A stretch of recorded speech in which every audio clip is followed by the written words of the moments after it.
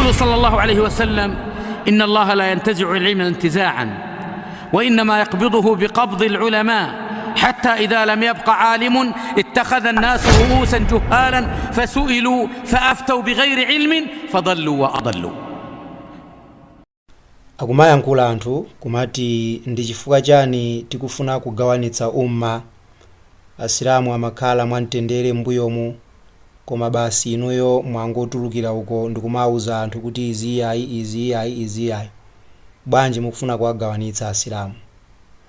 Ndiye ife tikumati ngati ife tikuwayitanira anthu kunjira ya mtumiki pamodzi ndi maswahaba ake, ndiye kuti inuyo ndi ife sitisiyana, chifukwa nanunso mukuchita za mtumiki pamodzi ndi maswahaba.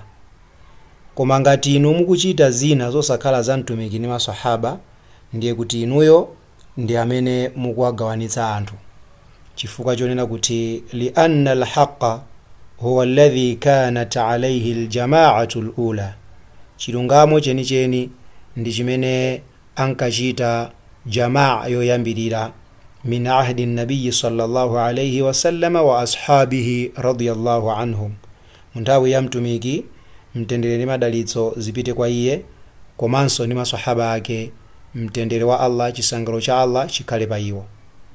Ndipo ife sitimayang'ana za kathrat ahli albatil ba'dahum, sitimayang'ana za kuchuluka kwa anthu amene akubweretsa mu chipembezomu zinthu zina, kapena anthu amene ali pabodza pambuyo pokuti mtumiki ndi maswahaba adatisira chilungamo.